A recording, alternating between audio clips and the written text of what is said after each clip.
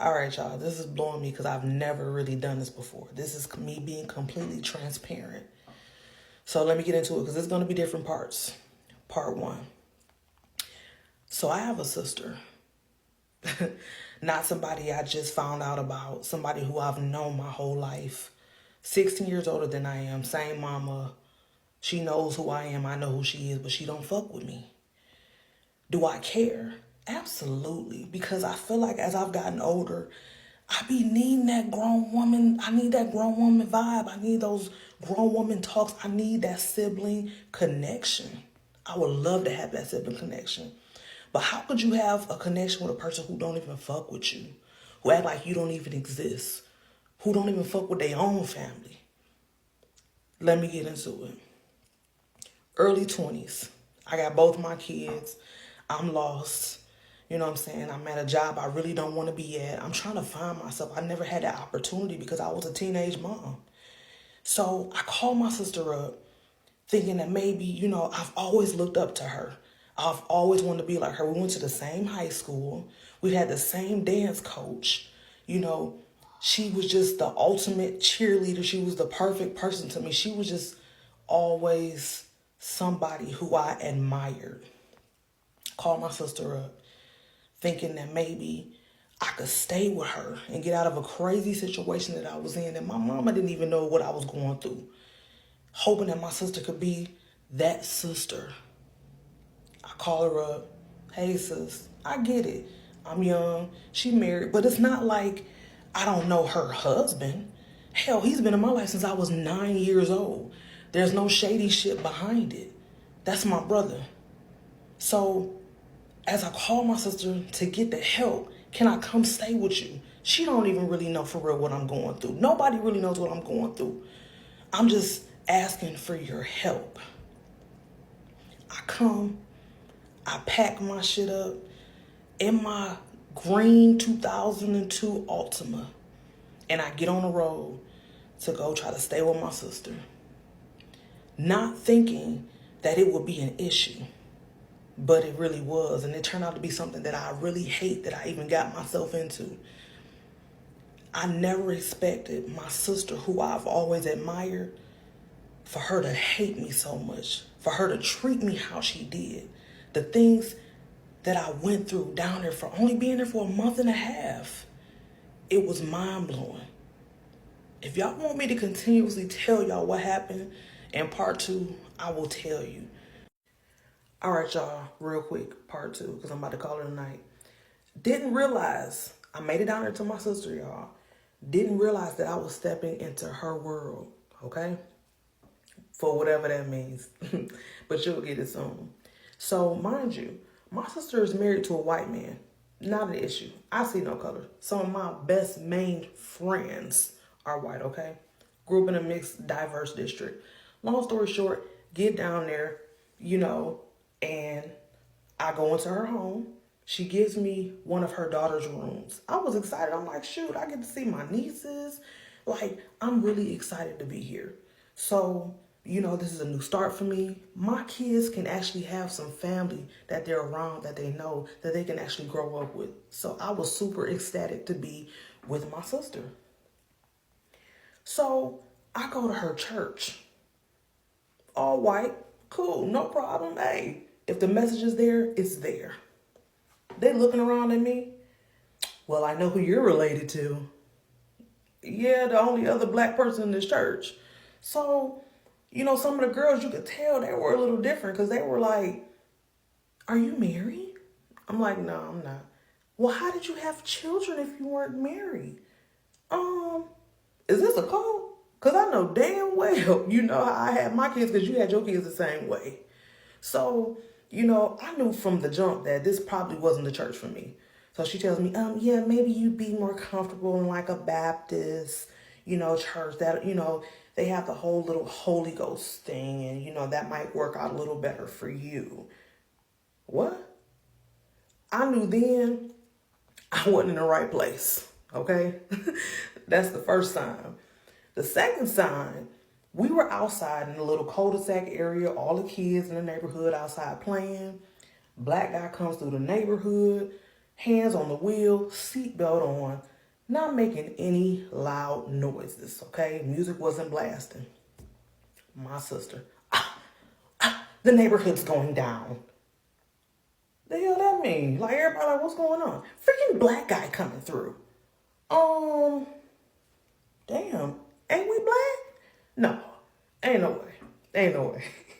That can't be possible. Did she really just say that out of her mouth? She really said that.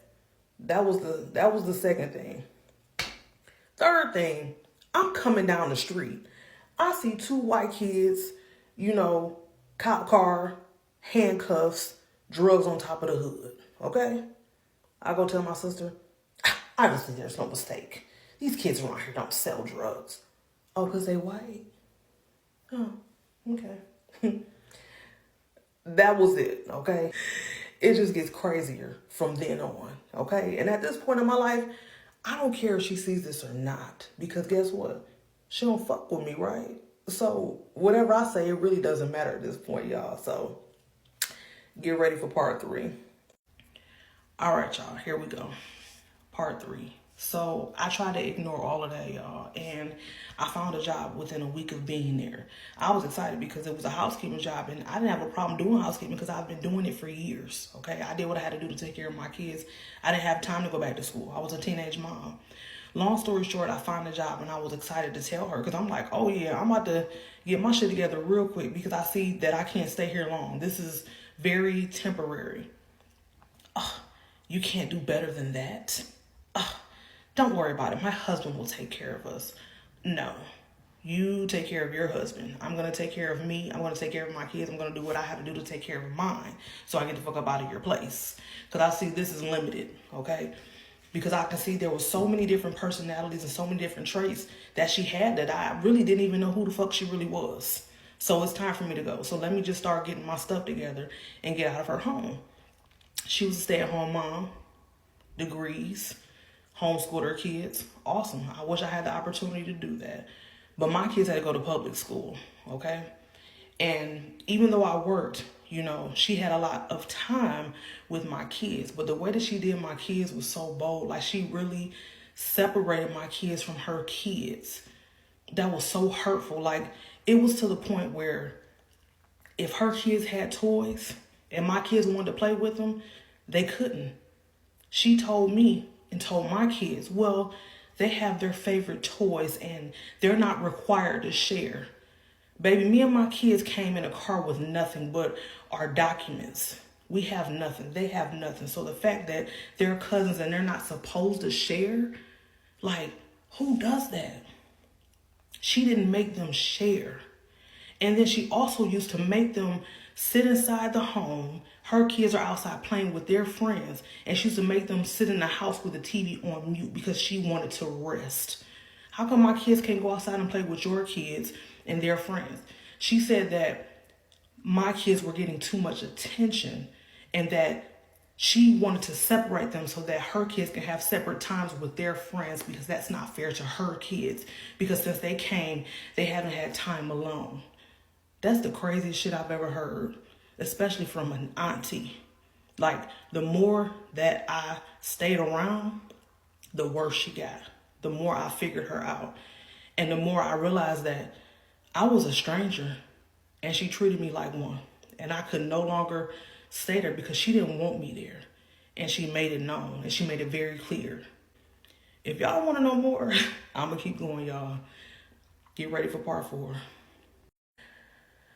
All right, y'all, here we go. Part 4. So, when I think about it now, I realize that a lot of the stuff she did when her husband wasn't around. I'm not going to say that he didn't know. I'm not going to say that he didn't feel some type of way with me being there. But that was my dog. He always been my dog. He has always been a cool-ass older brother. And honestly, I realized that the only time that he was around when something like this happened, and it really was just a discussion that we were having, and it came out of why why it even came. And it really stemmed from like the hurt because, I think I had an outburst because I'm like, damn, she really like dogging me out right now. She dogging my kids out. And so she pretty much asked me like, why was I even there? And I'm like, dog, I'm in a whole domestic situation. Like, if it wasn't for my uncle coming to that apartment with me that last night, I probably wouldn't even be talking to y'all right now. I was in a whole domestic situation. When my uncle came with me, the dude was planning on hurting me, taking my life that night. And I had to go. And the only person I felt like I could talk to and run to was my older sister. And when I sat there and I cried in front of her and her husband, and I told her what I was going through, dog, you would think that she would have came up and she would have consoled me. She looked at me, looked up and down, and just watched me cry. Never touched me, not one time. She let me go through that by myself. And it just blew me away. It blew me away. All right, part 5. So after that whole ordeal, you know, of her watching me cry, looking at me with no life in her, I realized, like, you know what, that was even pointless of me even saying that to her. But I said it, and it's okay. I got it out. Now she knows why I'm here. Maybe she'll lay off. It didn't work. She still continued doing what she was doing. Even her kids, and I loved my nieces, but they had no respect for me, and she didn't allow them to respect me. They didn't have to respect me. They used to try to play little games with my daughter because they were mixed. Oh, let's play hair games. Let's see who hairs the longest. I used to say, no, we're not going to play that game. Because honestly, my daughter, her hair was a lot longer. And they felt because they were mixed, you know, that they had, you know, an advantage over my daughter.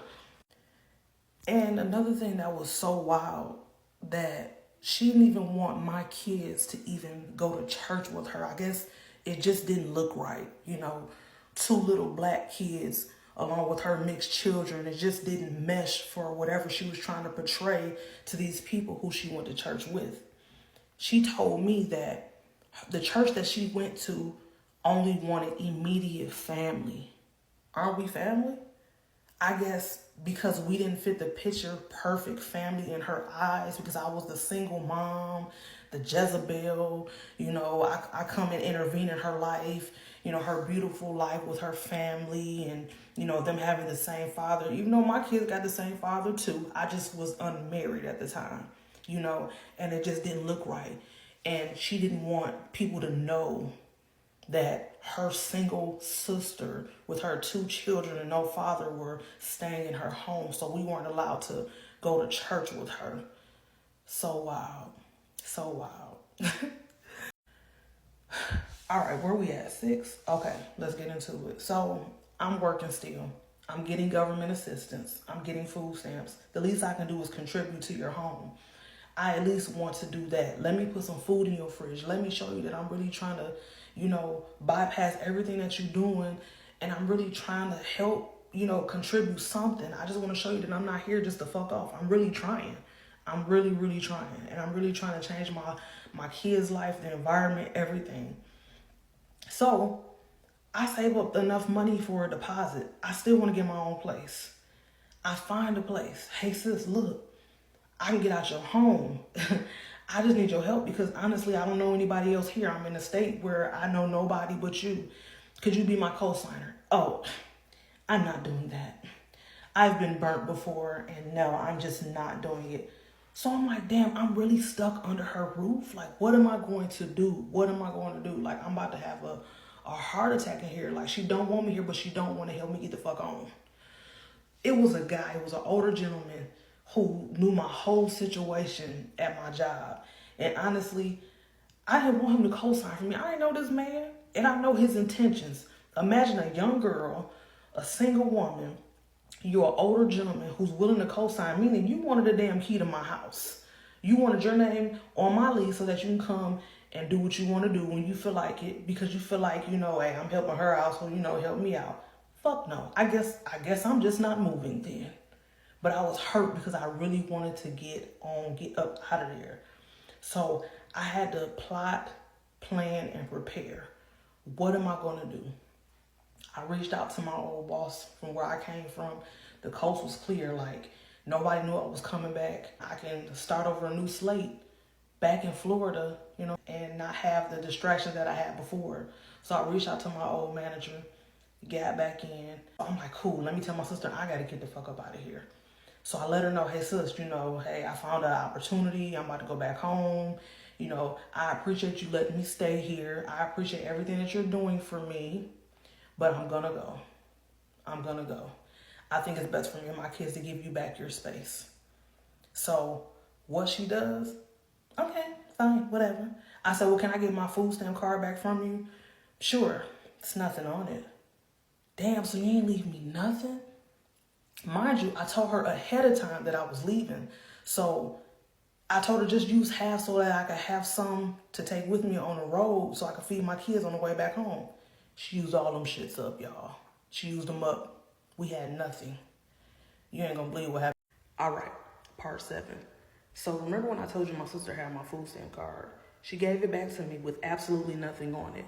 So now I have to use a little bit of money that I had for gas to try to get across town or across country, across states, from Tennessee to South Florida with the little bit of money that I had saved up.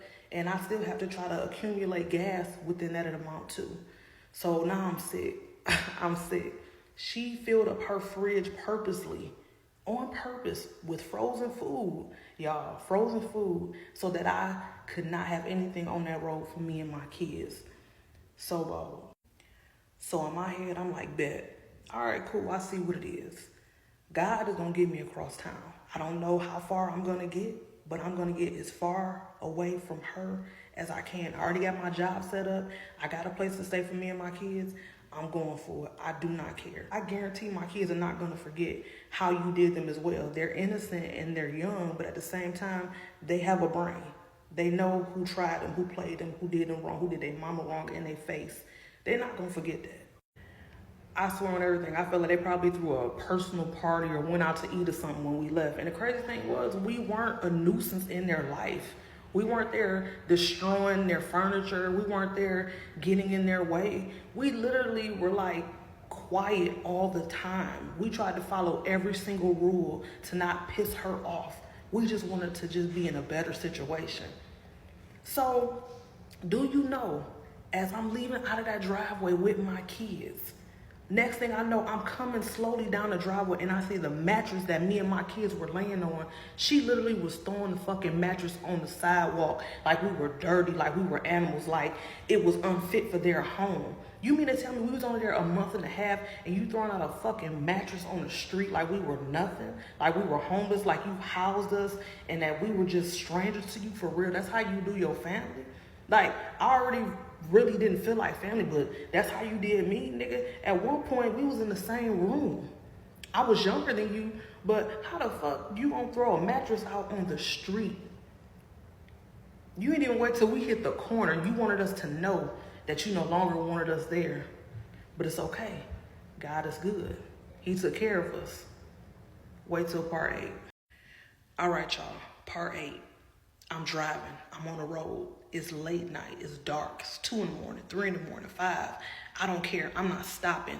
I wanted to get as far away from her as possible. The further away I got, the freer I felt, the happier I felt. But guess what? My car was old. I shouldn't have did that, but I wasn't knowledgeable about vehicles. I'm just going for it. I don't care. And at that time, for some reason, my car charger would not work and I couldn't charge my phone, y'all. I could not charge my phone. So I had to keep stopping at like little pit stop areas and charge up my phone, but I did it when my kids were asleep. The craziest thing happened next, y'all. I happened to stop at an area, a rest area, and I needed to charge my phone. I was so hurt and I was scared, but I was hurt, but I had to stop because there was no way I was going to figure out how I was going to get home because that's how I use my phone, my GPS. As I pull up, there's literally no cars in the parking lot. I'm literally the only person out there. And I was scared because I'm like, damn, my kids are asleep. It's super late, but I got to go charge my phone. All right, I'm just going to do it quick. I'm going to try to just maybe get like maybe 20%, try to get a little further. By that time, it'll be a little lighter, and then they can kind of run around and hang out or whatever they're going to do while I charge up my phone. Y'all, no lie. I get out of my car. Mind you, there's no other cars but mine. As I'm getting out of my car and I lock my door, kids in the back sleep, knocked out, I see a white man coming up the sidewalk. He came out of no vehicle. He came out of nowhere. I don't even know where he came from. But he was going up to try to charge his phone too. This man looked so filthy and dirty. Like, I'm talking about dirt under his fingernails. But his eyes were beautiful. They were crystal blue, y'all. I'm telling you, they were beautiful. But he was filthy. He was dirty. Like he had been working on something all day. And I'm looking at him, and he looking at me, and he's smiling. And he was like, oh, no, how you doing? You know, I'm just trying to charge my phone up. I said, oh, okay, me too. So there was no places to plug up my phone. So what I had to do, I had to move the vending machine and unplug it so that we both could charge our phone. As we sitting there, you know, I'm telling him my story and what I've been going through. And I kind of was tearing up. I was so hurt. And this man was telling me, you know, his situation and where he was coming from. And really, it just didn't match up as to where we were at and where he was coming from. And it was just really crazy. But the fact was, his phone was completely dead, y'all. I'm talking about the phone was completely dead. And y'all, it was crazy. My phone was literally almost dead. And as I spoke to him and I talked to him, you are not going to believe what this man did next. Let me tell y'all what he did, y'all. Part 9. He literally takes his phone. Mind you, the phone is completely dead. He unplugs his phone out of the vending machine, plugs the vending machine back up, takes money out of his pocket. He literally put about $25 of cash, of course. He literally put $25 worth of cash in the vending machine and got my babies all type of juices, all type of snacks, all type of food to try to keep them full on our road trip, y'all. I started crying. I literally started crying. He was like, look, I got a couple more dollars in my pocket. I want you to take it. I started bawling. I was crying. I could not believe this. Why are you giving me this money? What do you want from me? Like, who are you? He said, stop crying. I want you to stop crying. I want you to take it. I want you to put it in your pocket and don't worry about it. Y'all, this man literally gave me $65. A very odd number. He gave me $65. He said, I want you to keep it. I don't want nothing from you. Just get home safe. So the man took his phone. I was like, wait a minute, hold on. Are you going to finish charging up your phone? Like, it didn't even turn on. He said, that's all the charge I need. You be safe. Have a good night. My mind was blown. So as he's walking off, you know, at the same time, he's still a stranger. I grabbed my phone and I went to go check on my kids. As I turn my head and I go to the car, I'm walking towards the car. I look in the area that he walked off. I seen nothing. I never seen where he disappeared to, where he went, what type of vehicle. I never seen it. When I say that was nobody but God, y'all, you are not going to believe what happened after that. As I'm driving with this full car of snacks, the next thing I know, the next rest area that I went to, my car broke down. When I say things just was happening left and right, y'all, but I'm going to wrap this shit up in part 10. Get ready for it because it was such a beautiful ending, y'all. All right, y'all, we made it to part 10. Let's get into it. So my car breaks down and I'm freaking out because I don't even know where the hell I'm at for real. I just know it's dark. Thank God that I actually was pulling up to a rest area and the damn car started smoking. So I'm sitting there and I'm crying. My kids sleep. They don't know what's going on. I'm praying to God, God, please get me out of this situation. I don't even know what's happening right now. A lady pulls up. She happened to work at that rest area and she was just coming into work. She looked and she like, baby, you okay? No, ma'am, I'm not. She said, well, can you try to move your car out of the grass at least? Let me see if I could try to help you. Can you try to move it? So the lady was like, look, I'm going to go work for a little bit. I'm going to come out here and I'm going to check on you. Make some calls, see if you can find somebody who can help you and let me know when I come back. I'm like, okay. So I'm calling all kind of tow companies and they giving me all these crazy ass prices. And they telling me, they like, well, if I get there, it's going to take a while, a couple hours because we don't have any close towing companies. So I'm like, fine, whatever. I'm just going to go ahead and do it. So the lady happens to come back out. She's like, well, what did you come up with? I was like, well, I'm just going to call a tow company to come and get it. She said, so where you going to go, what you going to do, and what money you got? She was like, do you understand where you're at? They're going to charge you an arm and a leg. They're going to wax you. You are not going to get that car back, and you are here stranded with these kids. Let me help you. Let me help you figure something out. So the lady, she calls her nephew. And I'm like, well, I already called the tow company. They're going to be on their way. She said, well, I'm going to call my nephew. He's going to come and you figure out what you're going to do. By the time the man came, the tow company was coming at the same exact time, y'all. I'm like, oh God. So I told the lady, I'm like, look, I'm just going to go ahead and let your nephew do it. You know what I'm saying? For some reason, God is telling me to trust this lady. So the tow truck company, they was like, well, we came all of this way. It took us hours to get here. You got to give us something. We can't leave without you giving us some kind of money. Like, there's no way. Like, that's gas. There's no way that we're going to turn around without you giving us some money. I'm like, okay, well, how much is it? He said, hold on. Let me go in the truck and call my boss, and I'm gonna let you know exactly how much it is, how much gas that I need in order for us to leave. Y'all, I can't make this up. The man comes out of the truck after talking with his boss, and he was like, look, my boss said I need at least $65 from you. That was the exact amount of money that the man from the last rest area gave me. When I say that couldn't have been nobody but God. I didn't even have no money for real, y'all. That was the exact amount of money that man gave me. Literally, he just gave it to me at the last rest areas that was like 20 minutes away. These people that didn't even know me helped me. Helped me more than my own actual blood did. That motherfucking girl don't even know if I ever even made it back to Florida. But the fact that these people who I can't even remember their face right now, but I can remember the man who gave me the blessing, which is really strange. I really cannot remember these people's faces who helped me, but they were all like angels for real, y'all. But we made it, y'all. We actually made it back home.